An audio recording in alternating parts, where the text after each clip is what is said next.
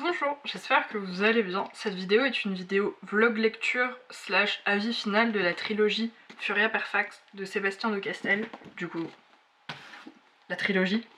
Tout d'abord, je vais faire une présentation assez rapide. Elle sera jamais rapide parce que je suis bavarde, je préviens tout de suite. Mais une présentation qui se veut rapide de la trilogie, un résumé, etc.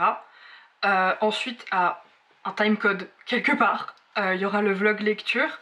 Et ensuite, un autre timecode quelque part, l'avis final sur la trilogie. Je suis désolée, je regarde ici, mais j'ai mon téléphone avec mes notes pour essayer de faire un peu une vidéo construite, légèrement. J'essaye.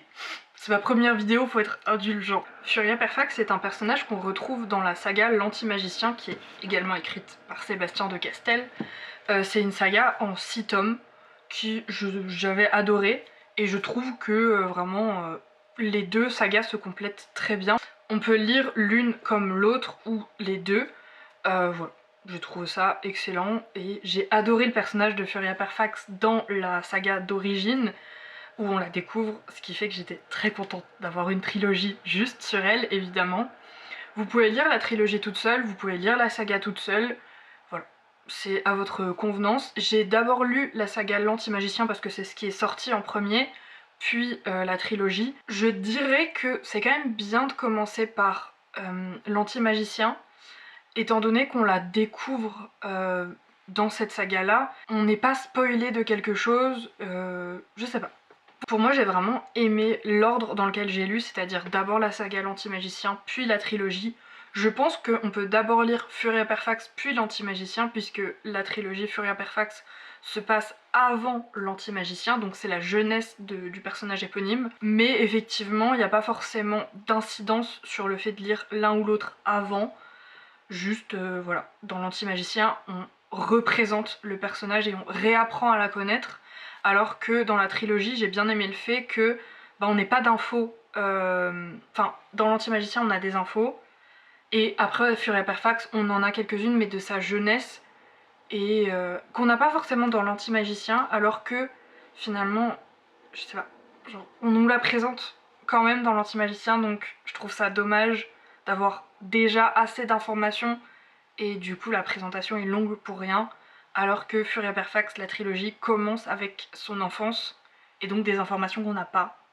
Je sais pas. Pour moi c'est logique, pour moi j'ai aimé, même si au vu des informations données dans les livres, il n'y a pas de spoil. Donc c'est possible de lire dans n'importe quel ordre. Déjà je vais vous lire le résumé du tome 1 parce que je suis nulle pour faire des résumés. Il y a des gens qui sont payés à le faire, ils le font très bien. Je ne vais pas le faire, je vais juste vous le lire, ça ira très bien. Des mages impitoyables ont assassiné ses parents, massacré sa tribu et tracé sur sa peau des tatouages maléfiques qui font d'elle une paria. Ils auraient mieux fait de la tuer. Voleuse, truande, prête à risquer la mort pour se venger, Furia veut éliminer le mage cruel qui fait de sa vie un supplice. Y parviendra-t-elle sans y laisser son âme? Une héroïne que rien n'arrêtera et un univers fantasy sombre et fascinant, entre action spectaculaire, magie manipulatoire et humour incisif. Voilà. Le résumé est très bien fait. En même temps, c'est des personnes qui sont payées à le faire, donc je ne vais pas prendre leur métier. Et sinon, je vais essayer avec des petits mots-clés pour essayer de vous donner envie.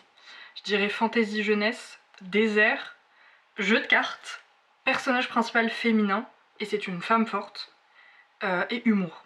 Vraiment toujours plus drôle que moi, même si je suis une personne très drôle, c'est faux.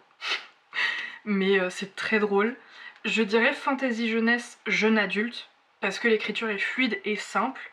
Il n'y a pas de mots grandiloquents, pas de phrases compliquées, c'est vraiment assez simple à lire dans la façon d'écrire de l'auteur. Par contre, il y a quand même un langage qui est assez grossier par moments, et de la violence physique et psychologique, mentale, ce qui fait que je le conseillerais quand même à des ados de 14-15 ans et pas avant, parce que ça peut être quand même violent à lire à plus jeune du coup. Mais c'est tout à fait possible de le lire jeune adulte, ado.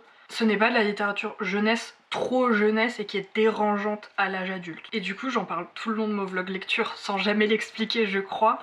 Donc dans la trilogie comme dans l'Anti-Magicien, il y a la culture, je dirais, des Argosies, qui est une façon de vivre.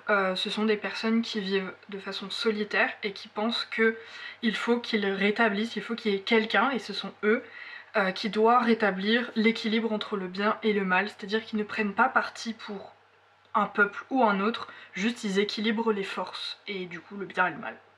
Grosso modo c'est ça, ils jouent tout le temps entre la vie et la mort, avec un petit peu d'humour parce qu'ils se prennent pas au sérieux, parce que justement ils n'ont pas une place sérieuse mais une place d'équilibre.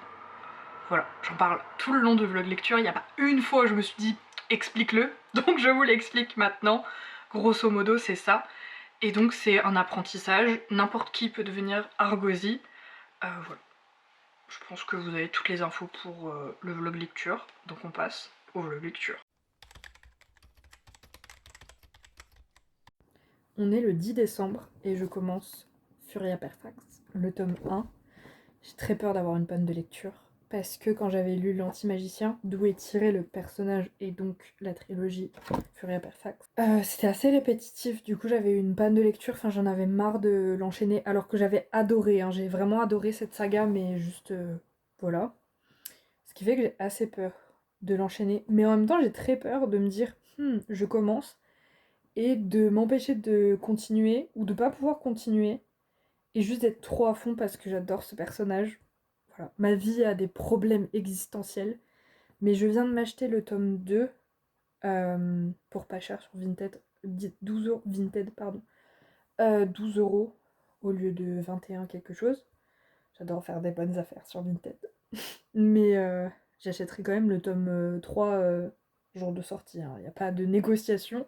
C'est juste que de temps en temps, ça fait du bien au porte-monnaie de l'acheter moins cher. Mais voilà, je suis très contente. Je vais commencer. Et voilà. Un peu peur de faire une panne de lecture, mais Furia Perfax finalement. En plus, j'ai sorti la tisane traditionnelle,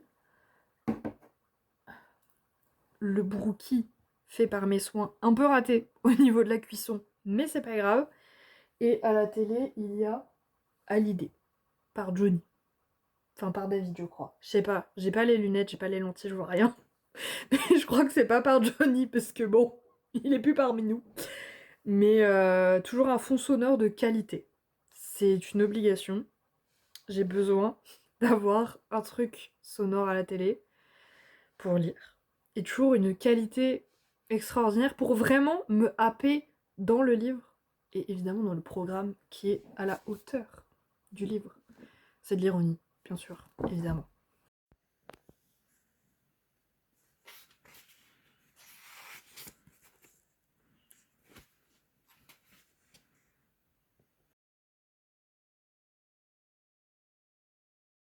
Mercredi 17 décembre, est-ce que j'ai lu depuis la dernière fois? Pas du tout.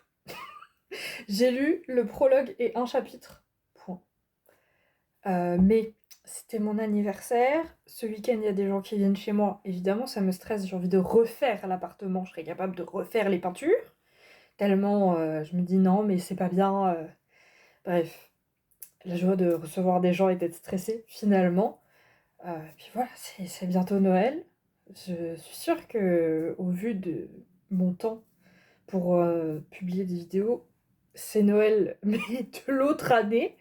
Mais bref, c'est pas grave parce que j'ai reçu le tome 2. Donc du coup, je vous montre, même si je vais le montrer, je pense, 50 fois dans cette vidéo. Mais voilà. Je trouve plus joli que le tome 1. Après, le tome 1 est quand même très joli. Mais, après c'est bleu, hein. Donc à partir du moment où il y a du bleu, voilà. On ne se pose plus la question de pourquoi je l'aime bien, c'est bleu. Voilà. Et il est en parfait état. Vraiment, branchez-vous, livre de seconde main, dit-elle, alors que le tome 3, je l'achèterai jour de sortie. Voilà.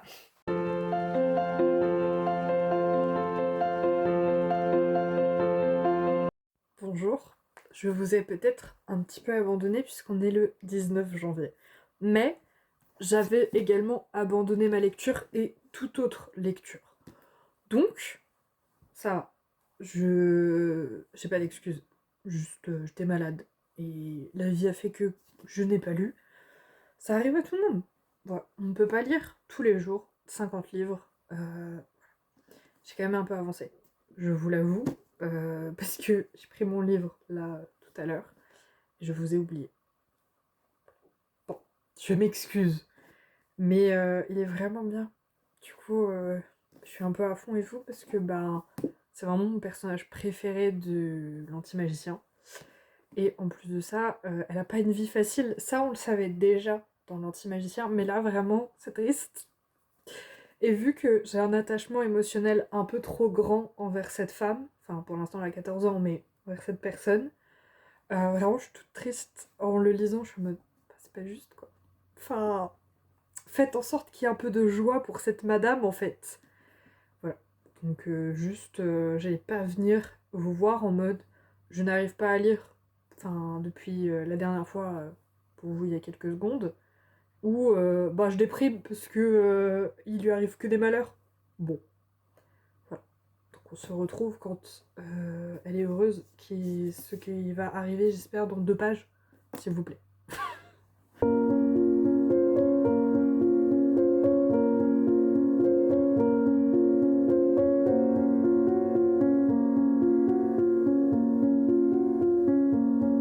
Bon, comme vous avez pu le voir, je vous ai peut-être oublié et j'ai fini le tome 1, mais pour ma défense, il me restait la moitié et je l'ai lu en 2 jours. Et en plus de ça, il y avait mon copain à la maison et j'avais pas envie de l'embêter en mode ouais, tu peux éteindre la télé, tu peux ne pas faire de bruit, attends, je veux pas qu'on te voit et tout. Donc c'est juste de sa faute en fait. Voilà. Donc c'est pas de ma faute, je vous ai pas vraiment oublié, c'est juste que j'ai été empêchée par une tierce personne, donc jamais de ma faute. Mais du coup j'ai commencé le tome 2, légèrement, très légèrement commencé.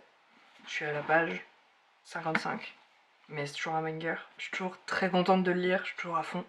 Donc forcément, femme heureuse, finalement. Et j'aime beaucoup. Voilà. Si j'ai lu la moitié du tome 1 en 2 jours, c'est que ça me plaît. Donc voilà, de ce que j'ai commencé, j'aime beaucoup. Toujours l'ambiance, tout ça, enfin... Bref, j'aime bien Fury Perfect quoi, donc bon, voilà. Alors, j'ai une bonne excuse, parce que j'ai toujours d'excellentes excuses. J'ai été malade. Encore. Pour la énième fois, mais ça, c'est pas le sujet. Du coup, je l'ai fini. Mais il était très bien. Et j'ai pris des notes. Du coup, ça va. J'avais le droit de vous abandonner parce que j'ai pris des notes. Du coup, je suis de retour. Bon, je suis de retour, ça fait 4 secondes que vous m'avez pas vu, mais moi, ça fait un moment. Mais j'ai pris des notes. Et voilà, juste... voilà. Bref, je disais avant de me reprendre une quinte de tout que justement, j'avais énormément de quintes de tout. Et que juste, enfin, j'ai eu une sinusite et une bronchite, vous vous doutez bien que j'allais pas filmer parce que juste, ça brûle, les sinusites. J'avais le nez un peu rouge, puis je faisais que tousser, et puis j'étais avec ma ventoline, donc vraiment, bon, pas forcément le moment de filmer, mais du coup, comme j'ai mes petites notes, je vais pouvoir vous raconter. Vraiment, Père Castor, finalement. Déjà, j'ai moins aimé les illustrations du tome 2 que le tome 1. Bon, j'ai adoré celle de l'anti-magicien et je pense qu'entre temps ils ont changé de graphiste parce que c'est pas exactement les mêmes. Mais voilà, j'ai moins aimé celle du tome 2.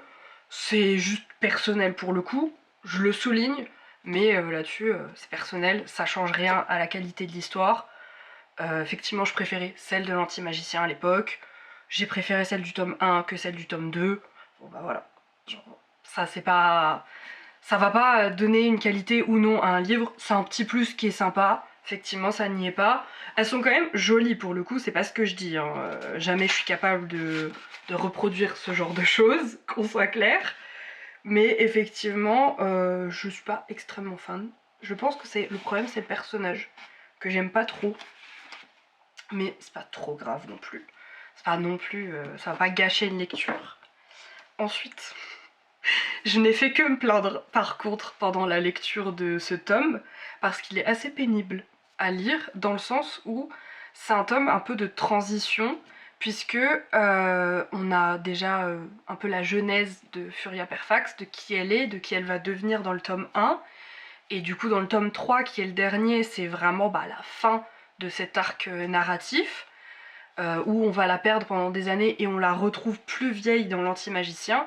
Ce qui fait que le tome 2, c'est vraiment un tome de transition où elle est en train d'apprendre qui elle est. On apprend qui est Furia Perfax, quelle est son identité propre, dans le sens où juste, voilà, elle est en apprentissage de la culture Argosy, moi je dis Argosy, de cette culture-là, il faut qu'elle abandonne tout ce qu'elle était avant, tous les traumatismes qu'elle a pu avoir, il faut qu'elle en guérisse. Elle a été, je spoil, mais elle a été adoptée, donc du coup elle découvre ce que c'est d'avoir une famille, d'appartenir à quelque chose dans lequel elle est en sécurité et aimée.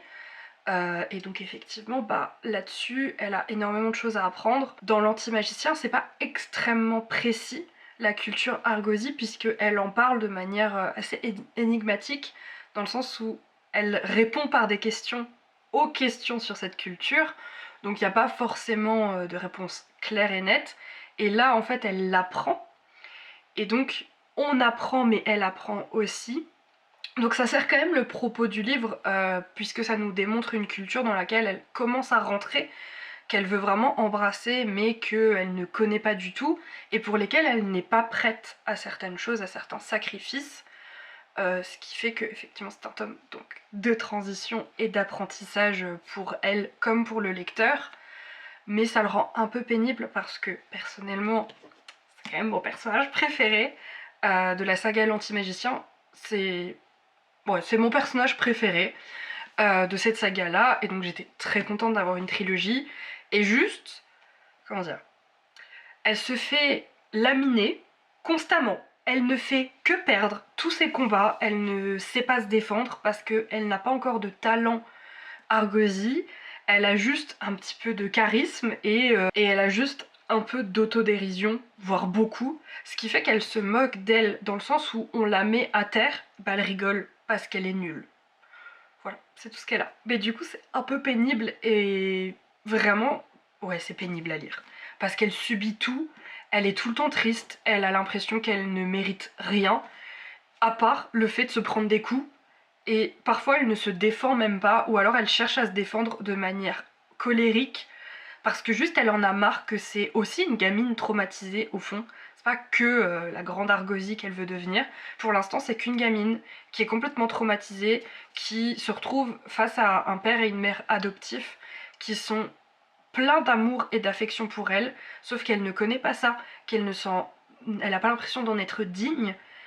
Enfin bref, du coup c'est pénible. Pourtant je l'ai lu en 3 jours. Vraiment, j'ai été malade une semaine, il m'a pas tenu le temps de ma maladie. Après, j'avais beaucoup de temps de lire vu que j'étais au lit. Mais vraiment, je l'ai lu très vite parce qu'il m'a quand même captivée, j'ai adoré. Enfin, vraiment découvrir du coup la culture Argosy, et effectivement, juste il y a ce truc de. Elle ne se sent pas digne de rien, ce qui fait qu'elle veut toujours tout prouver au-delà de ses capacités. Et parfois, elle fait du coup des mauvais choix. Vraiment, elle réfléchit pas à ce qu'elle fait, dans l'espoir de bien faire, parce qu'il faut faire vite, il faut faire bien. Anargosy sait ce qu'il doit faire, et elle ne sait pas ce qu'elle doit faire. Et du coup, elle veut avoir un rôle qu'elle n'est pas encore apte à avoir. Vraiment un tome de transition en fait. J'ai tout résumé finalement très vite, et je parle pour rien dire. Donc bon. En plus, c'est vraiment tout ce que j'ai noté quoi. Si, il y a un passage. J'ai peut-être un peu pleuré. Mais j'étais malade, donc j'étais très émotive et j'avais déjà les yeux larmoyants. Sa mère adoptive lui dit que elle veut vouer sa vie au bonheur et au bien-être de Furia, alors que Furia est persuadée que elle l'a trahi pour toujours, qu'elle n'est pas digne de son amour, qu'il faut qu'elle se rachète et qu'elle ne pourra jamais racheter la dette qu'elle a envers sa mère. Et juste sa mère, elle débarque, elle fait « Ah non mais je t'aime, t'inquiète, tu es ma fille, et tu le seras toujours, allez salut !» Et vraiment juste elle la laisse là. Voilà, j'ai peut-être un peu pleuré, parce que juste ça m'a émue. Non, en vrai, Furia Perfax c'est vraiment un personnage extrêmement solitaire, qui pense qu'elle doit être solitaire, de par des incantations magiques, parce qu'on l'a maudite, parce que son clan est décédé, sauf elle, c'est la seule survivante, et elle pense qu'elle ne peut plus appartenir à rien d'autre que à sa solitude, et qu'elle n'est jamais digne de rien, qu'elle doit se montrer brave, forte, et qu'elle doit gagner pour gagner l'amour de ses pères. Et finalement, il y a juste le personnage adoptif, qui est sa mère, qui débarque et qui lui dit non, t'inquiète. Voilà. Du coup, la pression est un peu retombée, je pleurais toutes les larmes de mon corps. Pour ensuite dire à mon copain, oh, j'ai pas aimé ce tome 2 quand même, il était pénible, elle s'en prend plein la tête, alors que je passais par toutes les émotions possibles. Qu'on découvre une culture qui me fascine et qui, je trouve, est vraiment bien faite. Enfin, l'auteur a vraiment bien a une bonne imagination et a vraiment créé une culture complète avec, je trouve, pas mal de réponses à beaucoup de questions. Ce qui fait qu'il n'y a pas de creux dans ce qui est dit. Tout est logique et tout est suivi et on retrouve vraiment l'ambiance Argosy et le personnage de Furia qu'on retrouve dans l'Anti-Magicien alors qu'elle n'est pas encore Argosy et donc elle n'a pas complètement embrassé cette culture. Donc je trouve que c'est très fort de la part de l'auteur. Voilà, on se retrouve du coup pour la lecture du tome 3 que j'ai pas commencé. Je vous jure, je ne l'ai pas commencé. Donc là je filme ça aujourd'hui. Pour moi on est le 10 février je crois, un truc comme ça. Je filme ça et je me retiens de lire le tome 3 parce que je me dis non, il faut d'abord que tu lises tes notes en caméra et après t'as le droit de lire le tome 3, comme ça tu finis bien, tu fais un vrai vlog lecture, tu continues vraiment parce que je l'ai fait 3 pages, donc voilà. Et bref, du coup on se retrouve quand je lis le tome 3, du coup. On est le 11 février et je commence le tome 3. J'ai déjà lu un peu le prologue, j'allais dire la préface, mais c'est prologue. Et il se passe pas grand chose, juste je l'ai un peu commencé, mais ouais, j'ai rien à dire donc voilà. Juste, il y a cette première illustration. Je l'aime bien. Je pense que c'est toujours le même graphiste ou illustrateur, je sais pas trop quel mot employer, je suis désolée, que pour le tome 2, donc des illustrations que j'aime un peu moins. Mais celle-ci, elle est plutôt cool. Enfin, j'aime bien la vibe et tout. Donc voilà, je vais le lire. Et il est plus court que les autres. Je crois qu'il a peut-être 30 pages de moins, c'est pas non plus énorme, mais voilà. J'ai pas envie de le finir. Je suis très triste. Genre vraiment là, je repousse ma lecture parce que juste, j'adore Furia Perfax. C'est le dernier tome de la trilogie et je crois que l'auteur n'a rien écrit d'autre, ou en tout cas rien qui m'avait donné envie de lire. Donc je sais qu'après ce tome-là, je n'ai plus rien à lire de Sébastien de Castel. Enfin, peut-être que je me renseignerai. Peut-être qu'il a écrit autre chose et que je suis passée à côté ou quoi. Je verrai. Mais en tout cas, dans ma pile à lire, et du coup, vu que je veux pas trop acheter de livres et tout, parce que j'en ai d'autres à lire, j'ai rien de lui. Et j'ai pas l'impression qu'il... Dans mon souvenir, vraiment, j'ai rien trouvé d'autre que l'Anti-Magicien et du coup Furia Perfax qui me donne envie. Donc à tout moment, là j'ai plus rien de lire, j'ai plus rien à lire de lui et ça me rend triste. Vraiment des problèmes existentiels finalement. Bon, je suis toujours en pyjama, mais j'avais un peu de temps de lire ce matin avant de me préparer. Donc je me suis permise de prendre mon petit livre. J'ai pas mal avancé en vrai. C'est de la littérature jeunesse, donc vraiment ça se lit assez vite malheureusement, parce que bon, j'ai pas envie de le finir. Mais bref, je vous prends quelques secondes juste pour vous montrer l'illustration, que je trouve très jolie. Voilà. Vraiment, celles du tome 2 m'ont pas convaincue. Celle-ci ressemble, c'est vraiment un mélange entre le tome 2 et un nouveau style, je trouve. Elles sont beaucoup plus travaillées et enfin, il y a toujours le personnage que j'aime pas trop. Je sais pas pourquoi. Vraiment, c'est vraiment personnel pour le coup, mais j'aime pas trop le personnage. Mais là, donc, c'est une tour avec des ronces. Mais il y a un message au niveau des ronces, c'est ce que recèle ton cœur. Voilà. Je trouvais ça joli. Et j'aime bien le nouveau style de ces illustrations. Donc voilà. J'avais juste envie de dire ça. Je me suis mise un petit peu en retard. Mais c'est pas grave. J'ai atteint le tiers du livre en 3 sessions lecture du coup. Étrangement, mais je crois que l'Anti-Magicien, j'avais le même problème. Les débuts des livres que j'ai lus de cet auteur sont très longs. Enfin là, je suis à la page 119. Il s'est passé plein de choses, mais en fait, c'est plein de petits rebondissements, plein de petites péripéties qui du coup amènent au vrai sujet du livre et à la vraie grosse péripétie qu'on va suivre tout le long. C'est pas dérangeant parce que c'est lent sans être lent. Je sais pas comment expliquer, mais il y a de l'action, il se passe pas rien. Elle a déjà sauvé plein de gens d'une prison, elle a déjoué un complot, elle s'est infiltrée dans la dite prison avant de, du coup, secourir des gens, etc. Enfin, on retrouve des personnages des tomes précédents. Donc, il y a des trucs qui se mettent en place, mais c'est assez long pour arriver à la vraie péripétie, au vrai élément perturbateur de ce tome. Ce qui fait que j'ai tendance à procrastiner ma lecture au début. Donc, bon, genre, ça fait 3 sessions lecture que j'ai sur ce livre, donc sur le tome 3. Et je ne suis que à la page 119 alors que j'ai tendance à lire vite et que ben c'est écrit quand même assez gros je trouve. Ce qui fait que ouais, je sens que c'est lent. Surtout que, enfin, j'ai beaucoup lu là ce matin. Les 2 autres sessions lecture que j'ai eues dessus, vraiment j'ai lu un chapitre. Enfin, hier soir j'ai lu un seul chapitre. Et la session d'encore avant, j'ai lu le prologue. Point. Et là j'ai seulement lu... du coup j'étais... Là je suis au chapitre 12. Et j'avais lu le prologue plus un chapitre. Donc là ce matin j'ai lu 11 chapitres. Parce que je me suis dit, ok, non, faut que j'arrive au tiers du livre parce que je veux avancer, machin, je veux quand même continuer ma vidéo, elle va pas... Enfin, voilà, c'est la première vidéo de ma chaîne, au bout d'un moment, va falloir la poster, faut faire un truc. Je sais que je vais procrastiner le montage, je sais que je vais procrastiner le fait de non, mais est-ce que ce serait pas mieux de la poster tel ou tel jour, machin. Donc, je peux pas procrastiner toutes les étapes. Donc, je me suis dit, Théa, dépêche-toi, lis le tiers. Donc, voilà, il y a 350 pages, je me suis dit, il faut que je lise 116 pages minimum ce matin, ce que j'ai fait. Et là, ça commence à démarrer. Et en fait, je viens de me rappeler, parce que je n'ai pas de mémoire, que le tome 1 et le tome 2, j'ai fait la même chose. J'ai procrastiné le début, je n'avançais pas. Vraiment, j'étais extrêmement lente. Enfin, le tome 1, bon, j'ai pas lu pendant 3 semaines. Mais j'ai fini par le lire, etc.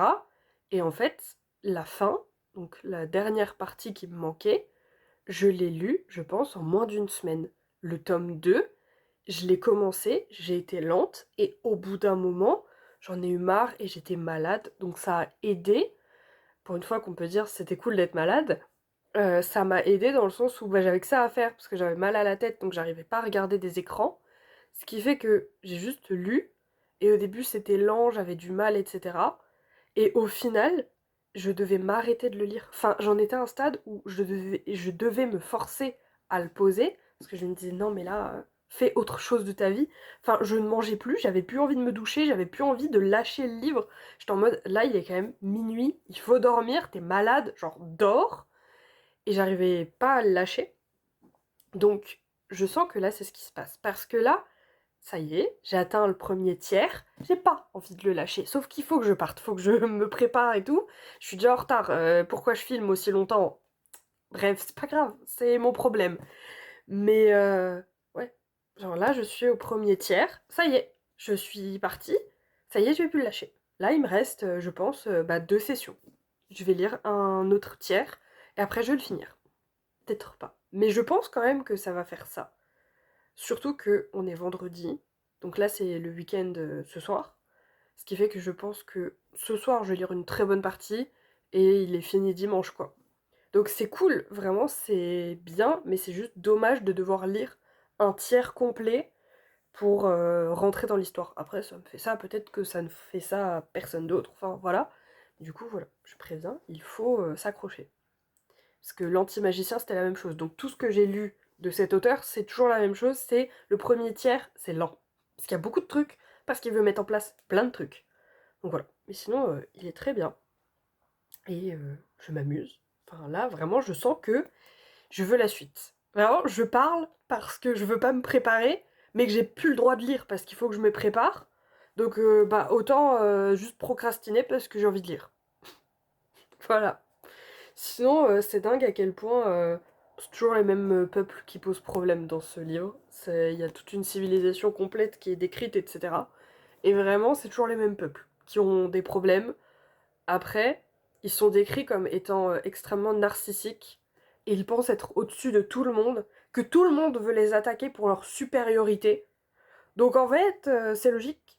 Ils attaquent avant d'être attaqués, parce que vous comprenez, on va les attaquer parce qu'ils sont supérieurs. Du coup, c'est logique que dans l'anti-magicien et dans Furia Perfect, ils posent toujours problème.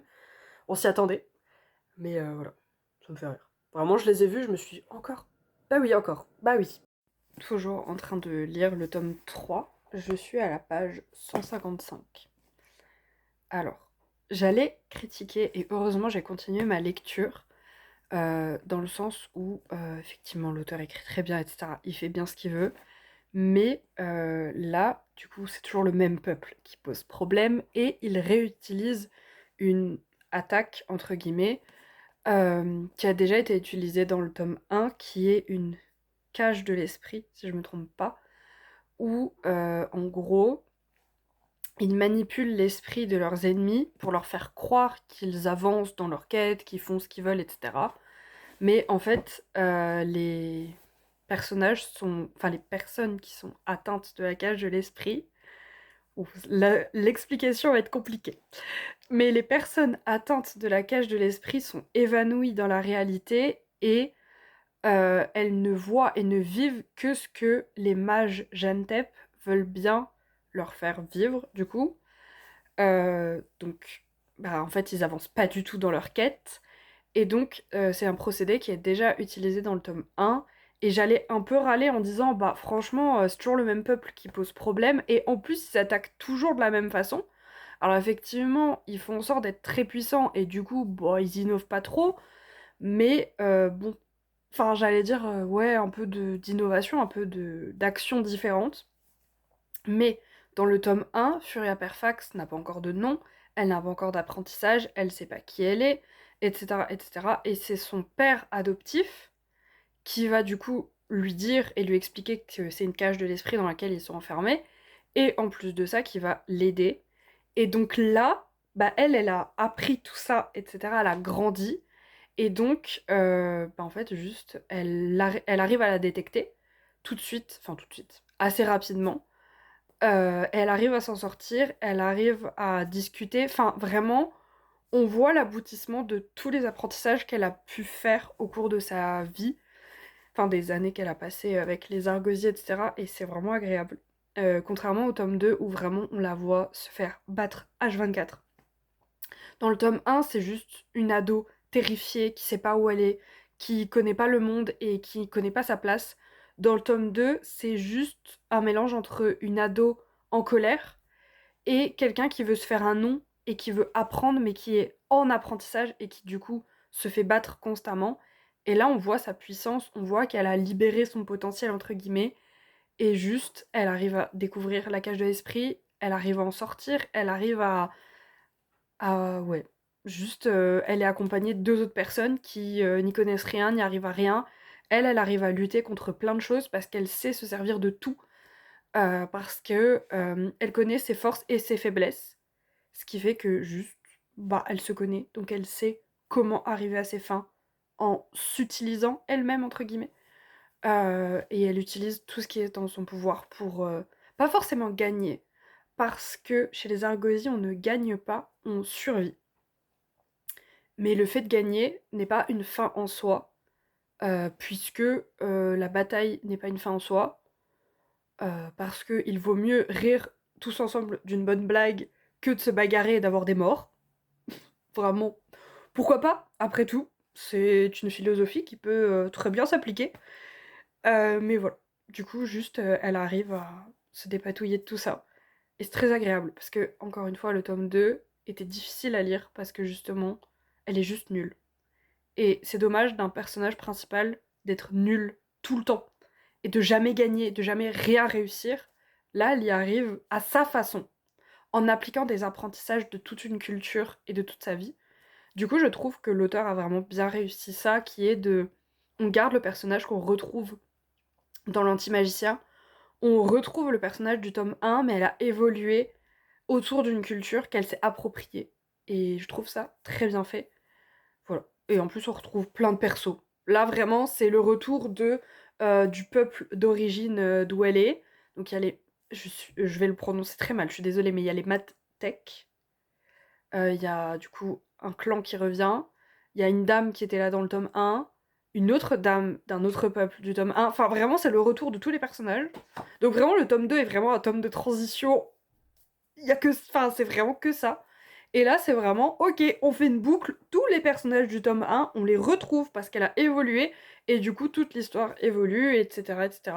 Du coup, j'aime beaucoup, et je pense que la boucle est très bien faite pour ce personnage-là, dans le sens où elle vient d'un clan qui a été massacré, d'un peuple qui vit du coup en divers clans éparses, et le sien a été massacré, c'est la seule survivante. Elle a essayé de survivre avec différentes techniques, etc. Et juste là, elle est devenue la meilleure version d'elle-même parce qu'elle a appris à s'approprier une culture qu'on lui a donnée en même temps qu'on lui a donné une famille. Elle renoue des liens avec son clan d'origine, enfin sa culture d'origine, pas son clan parce qu'il n'y a plus personne, mais le peuple d'où elle vient. Et elle retrouve des gens à qui elle avait donné trop de pouvoir sur elle, à qui elle avait donné trop d'affection, etc. Pour finalement, elle les retrouve en étant plus forte, en ayant grandi et en ayant plus d'apprentissage.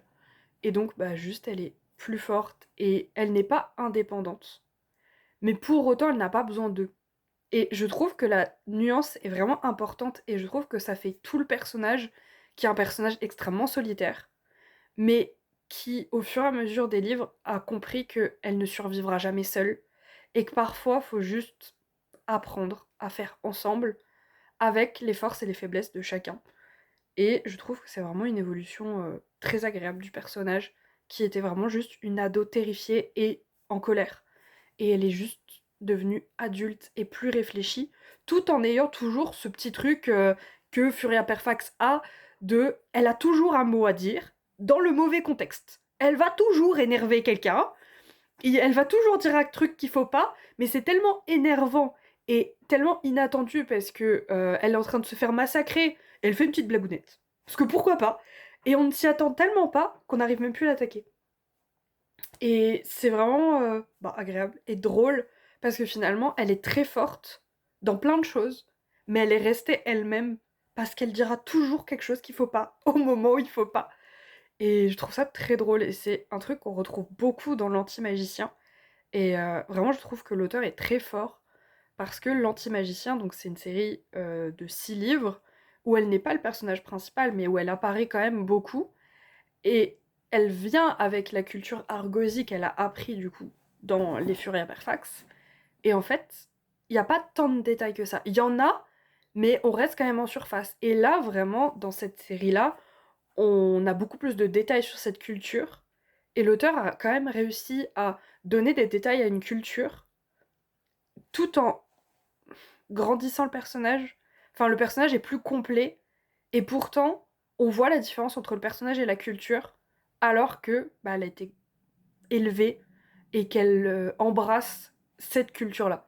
Donc c'est vraiment très fort de l'auteur. Bravo monsieur. Il passera jamais là. Vraiment. Pourquoi le féliciter? Bon. Ouais. Je pense que mes félicitations lui font plaisir. Non. Vraiment non. Mais voilà. Du coup, j'allais râler. Alors qu'en fait, c'est juste une boucle très bien menée parce qu'on voit tout le chemin qu'elle a parcouru. Et c'est très agréable de voir vraiment son évolution. Et de voir que vraiment, je trouve ça assez rare de réussir à garder les faiblesses du personnage en le faisant évoluer. C'est quelque chose que je retrouve pas souvent, à part une petite timidité ou des trucs comme ça.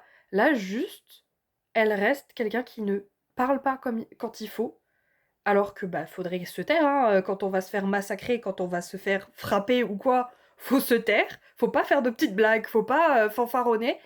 Et elle garde ça, alors que vraiment c'est quelque chose qui lui vaut plus de combats qu'elle n'en a déjà.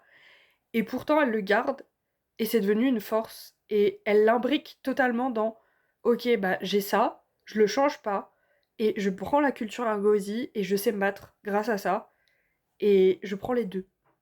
Et l'auteur a vraiment bien réussi ce coup-là, parce que juste, effectivement, ouais, je me répète 50 fois, je suis désolée, mais le personnage évolue en restant toujours elle-même.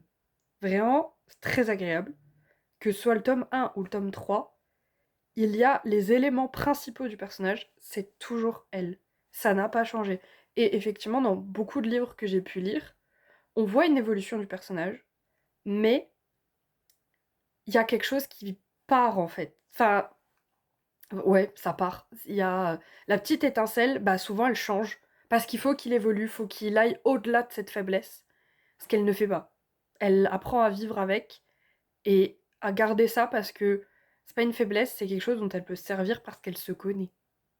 Bref, j'ai un peu trop parlé, je suis désolée. Mais voilà, j'allais râler, mais comme quoi, il faut continuer sa lecture avant de râler.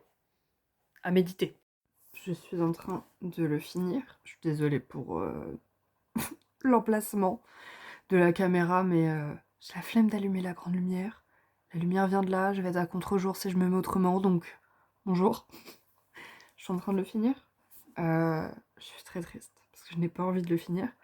Je pense voir un peu la fin, après c'est de la littérature jeunesse, et étant donné que dans l'Anti-Magicien, on a la suite du destin de Furia Perfax, dans le sens où on la voit plus vieille, on sait déjà qu'elle finit pas avec quelqu'un, etc. Même si elle aurait pu se séparer entre-temps, mais c'est pas mentionné, donc voilà. Ça aurait fait une incohérence un peu bizarre en mode bah attends, c'est pas mentionné, mais elle s'est séparée, mais on saura jamais comment, enfin, ça aurait pas été plaisant. Mais du coup, voilà, je pense avoir quelques indices sur ce qui se passe. Même si là, il y a des enchaînements, ça doit faire 80 pages, ça s'enchaîne. Vraiment là, j'ai pas le temps de souffler. Je m'étais dit ouais, je vais faire une petite pause, je me le finis demain matin et tout, vu qu'on est dimanche. Comme ça, voilà, genre, là, il commence à se faire tard, je vais me coucher. Bah non, en fait. Parce que vraiment, la fin, c'est... Et c'est ce que je reprocherais quand même à ce livre et aux deux autres. Le début est lent, il y a trop de contexte, il y a 1 milliard de trucs à dire. Pour ensuite, on bombarde. Du coup, je peux pas le poser. Parce que, bah, vraiment, là, il me reste 50 pages. Ça fait 80 pages que je peux plus le poser parce que... Il se passe trop de trucs, enfin, ils essayent de se sauver pour ensuite tomber dans un piège, mais en fait c'est pas un piège, ça va les sauver, mais il y en a une qui se barre, puis après ils vont, et puis finalement il y a un piège mystique dans leur esprit, machin, enfin, beaucoup trop d'enchaînements. C'est sympa. Non, franchement, ça tient en haleine et j'ai envie de le finir et tout, mais il y a tellement d'enchaînements qui font que, pardon, j'ai limite envie de sauter des paragraphes pour aller plus vite, pour savoir ce qui se passe. Mais je le fais pas, pour des raisons évidentes, enfin j'ai pas envie de gâcher ma lecture en sautant des paragraphes. Mais en plus de ça, même si je le faisais, je risque de rater l'élément de dénouement pour ensuite aller sur une autre péripétie parce que ça s'enchaîne trop. Donc ce serait dommage. Et du coup, bah, je trouve ça légèrement dommage que le début soit aussi... C'est pas lent, parce qu'il y a beaucoup d'action. Mais l'intrigue principale met du temps à arriver. Et il y a plein de petites intrigues au début. Mais voilà. Juste là, ça s'enchaîne. Par contre, faudra m'expliquer la couverture. Vraiment. Alors, elle est très jolie. J'aime beaucoup la couverture. Mais pour l'instant, enfin, elle se fait voler ses cartes très régulièrement. Mais elle les utilise pas tant que ça. Donc, bon, voilà. Surtout qu'ils en parlent tout le temps parce que dans l'Anti-Magicien, elle les utilise H24. Bon, pas tant que ça. Bon, c'est pas grave, hein, elle sait se battre autrement et tout ça, mais juste... ouais. Enfin, c'en est jusqu'à sur la couverture, alors que, bah, non, pas tant que ça. Voilà. Mais la couverture est stylée, donc tout va bien. C'est pas grave. Voilà. Et j'ai oublié de vous montrer les dessins, les illustrations de... C'est même pas entre chapitres. Mais il n'y a pas de partie. Mais je pense que ça correspond à des parties, du coup, les emplacements des dessins. Effectivement, je les préfère bien mieux dans ce tome-là que dans le tome 2. Même si c'est pas mes préférés, mais ça c'est une préférence vraiment très personnelle pour le coup. Est-ce que je vais réussir à en retrouver? Je galère. Vraiment, je suis beaucoup trop proche de mon livre. Mais bon, ça va prendre 5 ans. Mais je vais pas faire de cut. Juste pour qu'on se regarde de manière pas du tout gênante. En train de chercher un truc que je ne trouverai jamais. C'est pas possible. Mais il y en avait une il y a pas longtemps. Pourquoi? Je vais arriver. Je ne ferai pas de cut. Vraiment, ah, vous êtes sortis de cet enfer. Mais voilà. Franchement, je la trouve très stylée. Voilà. C'est tout. Je vous libère. Je l'ai fini. Bon, il me restait 50 pages, donc oui, j'allais le finir ce soir, merci. Je suis triste, parce que je l'ai fini. En même temps, je suis contente, parce que je l'ai fini. Alors vraiment, la folle. Mais il était vraiment bien. Juste la fin, je m'attendais à... Comment dire? Ils finissent la quête, et on est sur le chemin de la finition de la quête. Et bon, on sait que s'ils vont réussir, il n'y a plus de péripéties qui peut arriver. Vraiment, il reste 4 minutes de voyage, quoi. Et du coup, ça s'arrête là, dans le sens où elle écrit une lettre et elle sait que elle va revenir, machin et tout. Et je suis pas déçue, c'est juste que dans ma tête, je suis en mode oui, bon, ça va faire comme toutes les fantaisies jeunesse, sur le retour, ou quand elle commence à revenir, quand elle fait ses affaires pour revenir, là, elle fait un peu son truc, son bilan, son machin, de je vais faire ça, machin et tout. Donc, c'est pas du tout de la déception, c'est juste vraiment, c'est pas habituel dans les fantaisies jeunesse. En tout cas, de ce que j'ai lu. Donc voilà, c'est juste ça. C'est juste, on m'a changé mon schéma, ça y est. Mais sinon, c'était très bien. Et, et juste les remerciements de l'auteur. Mais je n'avais jamais remarqué, honte à moi. Il y a un jeu de cartes, parce qu'il y a beaucoup de jeux de cartes, mais qui sont inventés pour le coup, dans l'univers anti-magicien, Furia Perfect, etc. Et il y a le jeu des harmonies. Si je me trompe pas, c'est créé par les Argosy. Et donc, chaque carte a un nom. Elle a une explication, un peu comme un tarot, je dirais. Et quand on la tire, bah, on doit en déduire des choses sur le contexte. Les Argosy ne tirent pas l'avenir, ils ne devinent pas l'avenir, c'est juste que grâce à ces cartes qu'ils tirent, ils essayent de se poser les bonnes questions sur leur contexte où ils se trouvent. C'est un moyen de décrypter et d'avoir toujours un rappel de comment décrypter la situation. Les remerciements sont faits comme ça.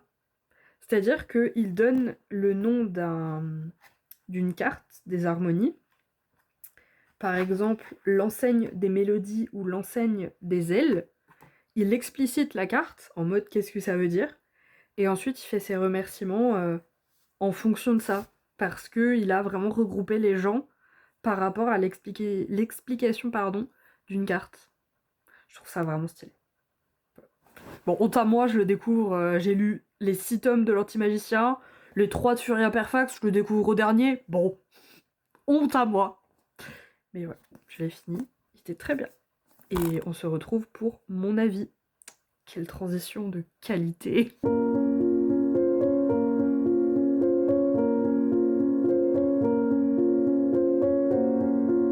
Vous remarquerez que j'ai un peu plus filmé pour ce tome 3.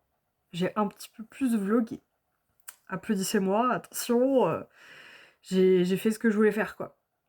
Et j'ai arrêté d'avancer seule, je vous ai pas oublié. Incroyable. Vraiment, il m'a fallu 3 tomes. Peut-être, voilà. Après, vraiment, ce dernier tome, j'ai pris mon rôle à cœur, mon envie de vidéo YouTube à cœur. Là, je viens de trier dans ma galerie les vidéos que j'ai prises avec le téléphone. Comment ça, j'ai filmé 10 minutes? Enfin, vraiment, il y a une vidéo de 10 minutes. C'est pas, j'ai filmé tout le vlog 10 minutes. Non.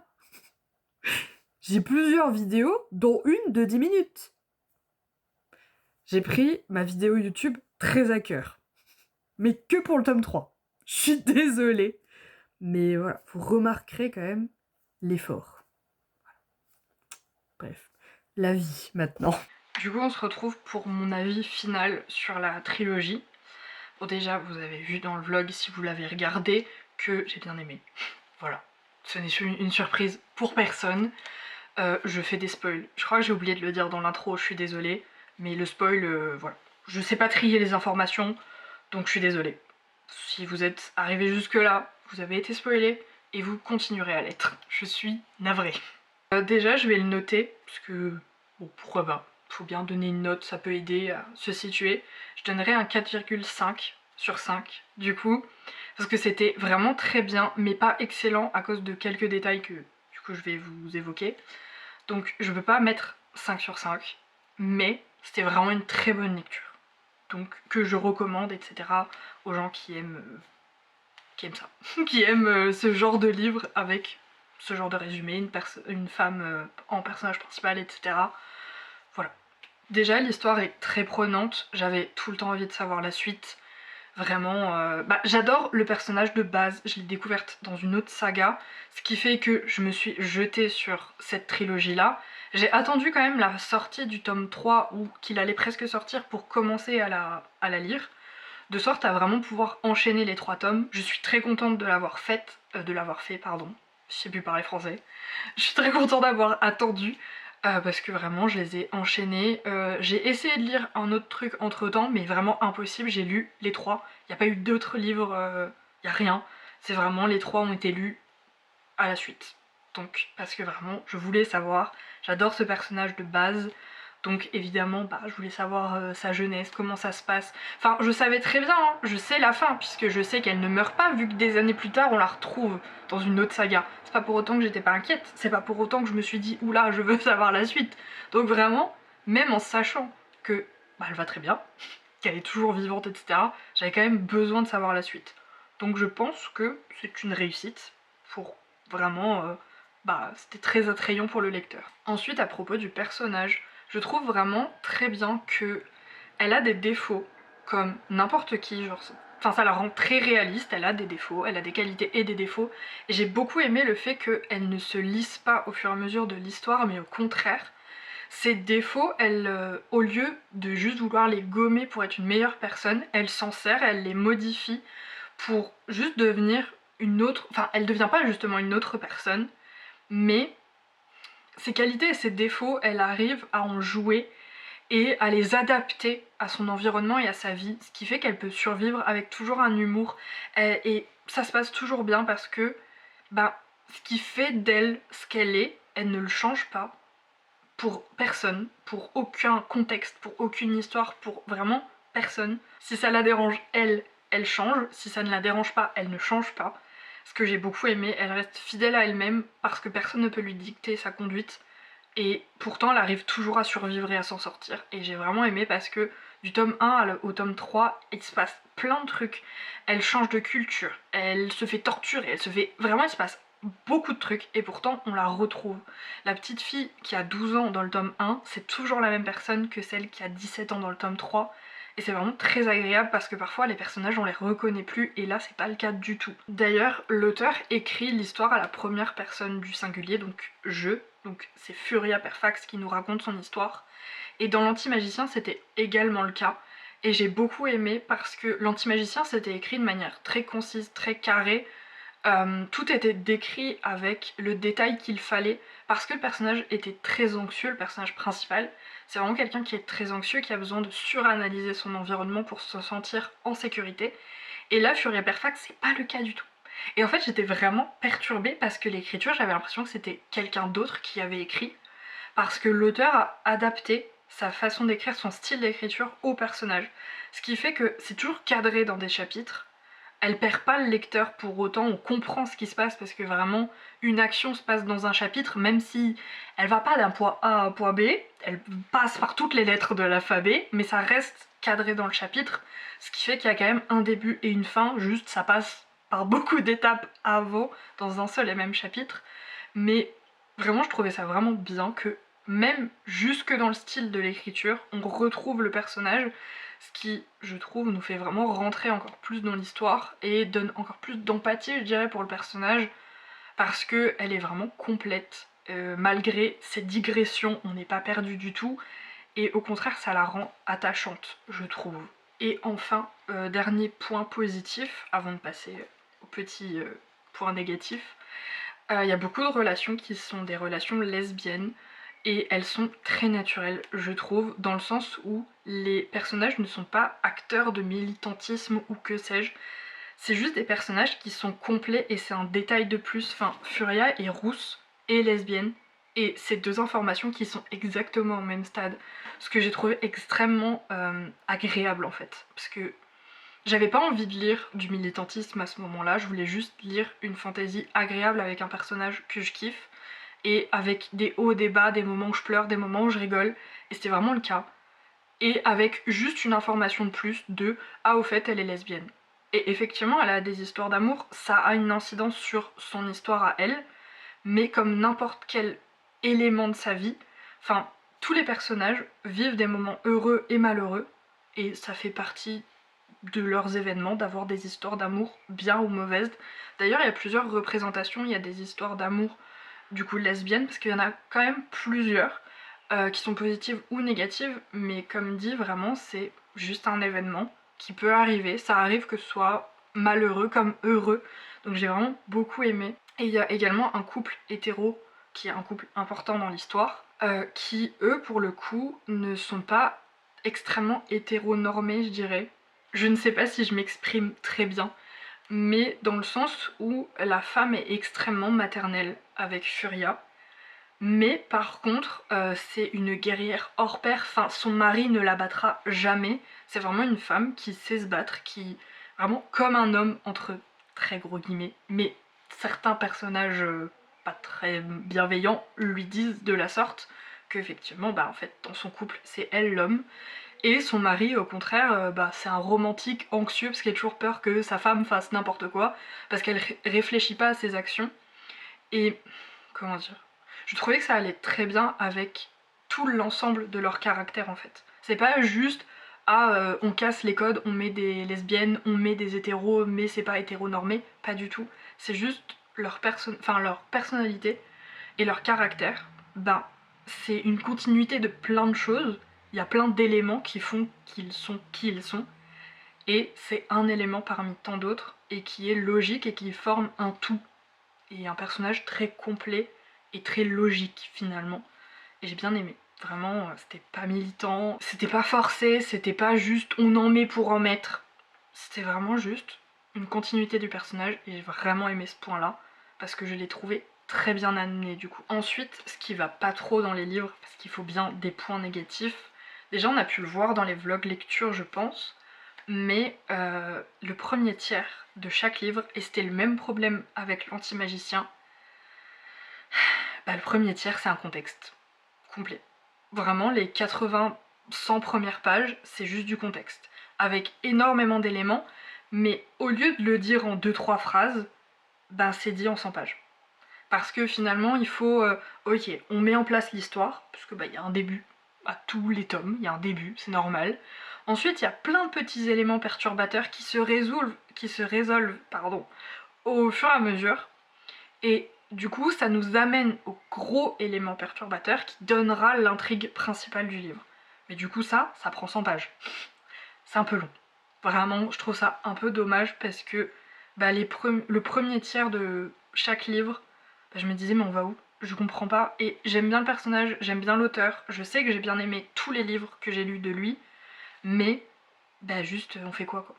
Enfin qu'est-ce qui se passe? Du coup faut attendre entre guillemets la suite.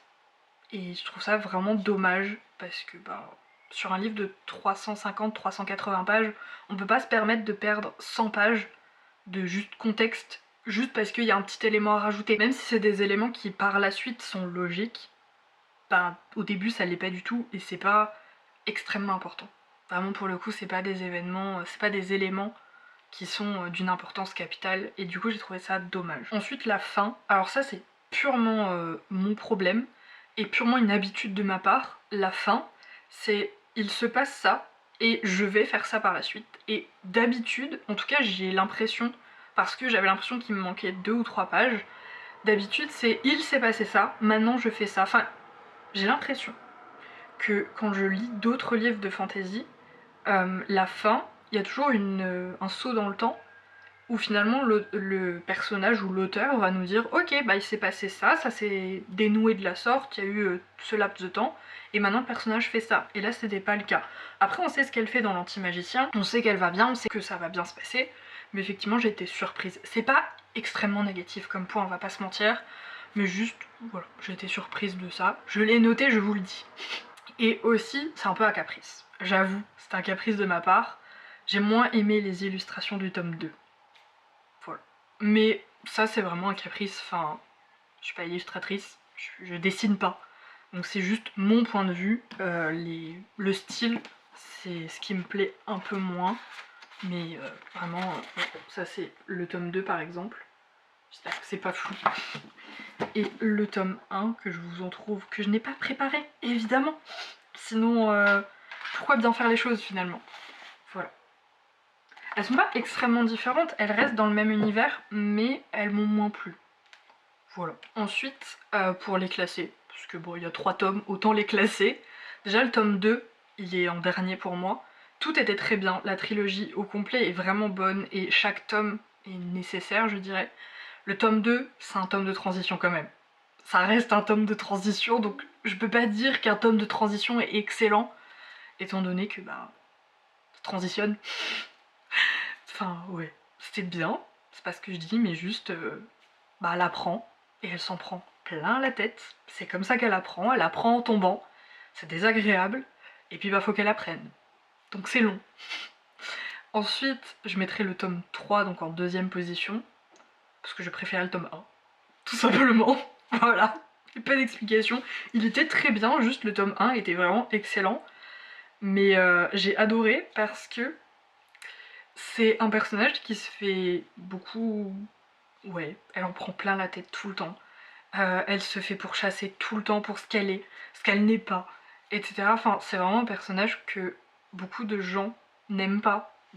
Enfin, les autres personnages n'aiment pas. Et du coup, dans le tome 1, bah, elle trouve quelqu'un qui s'occupe d'elle et qui la met en sécurité et elle n'est pas seule. Et effectivement, c'est un personnage qui souffre de sa solitude. Elle choisit la voie des Argosy, qui est une voie solitaire, elle n'a pas le choix que d'être seule. Et ça se voit même dans l'Anti-Magicien, c'est vraiment un personnage qui est tout le temps seul. Et qui subit cette solitude, elle n'a pas d'autre choix que d'être seule. Et ça se voit que ça lui plaît pas, à 100%. Qu'elle serait plus heureuse si elle ne l'était pas. Mais elle n'a pas le choix de l'être. Et là dans le tome 1, elle l'est pas. On s'occupe d'elle, elle a son papa, etc. Donc bah forcément... Moi je l'aime bien, je veux qu'elle soit heureuse, je veux que ce soit un petit bébé dont on s'occupe parce qu'elle mérite. Elle mérite qu'on s'occupe d'elle, donc bah forcément j'ai moins aimé le fait qu'elle soit toute seule. Voilà. Mais il fallait juste les classer. Donc je les ai classés de la sorte, mais c'était très bien, effectivement dans leur ensemble, ils sont très bien. Tous les 3. Bref, j'espère que cette vidéo vous aura plu. N'hésitez pas à me dire en commentaire si vous les avez lus et qu'est-ce que vous en avez pensé du coup, ou si vous comptez les lire. N'hésitez pas, je suis très curieuse. Donc n'hésitez pas à me le dire. Et n'hésitez pas à vous abonner. Voilà, une vidéo tous les premiers vendredis du mois. Voilà, ici on parle de livres. Je sais pas comment finir la vidéo, je suis désolée. Vraiment, l'outro est catastrophique, mais bisous, j'imagine.